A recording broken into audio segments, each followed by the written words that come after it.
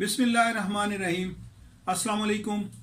अपनी last video में हमने ड्रग एडिक्शन के बारे में बताया था। ड्रग एडिक्शन क्या है, उसके असरात क्या होते हैं और उसका होम्योपैथिक ट्रीटमेंट हमने बताया था। आज हम उसका एक घरेलू इलाज आपको बताएंगे।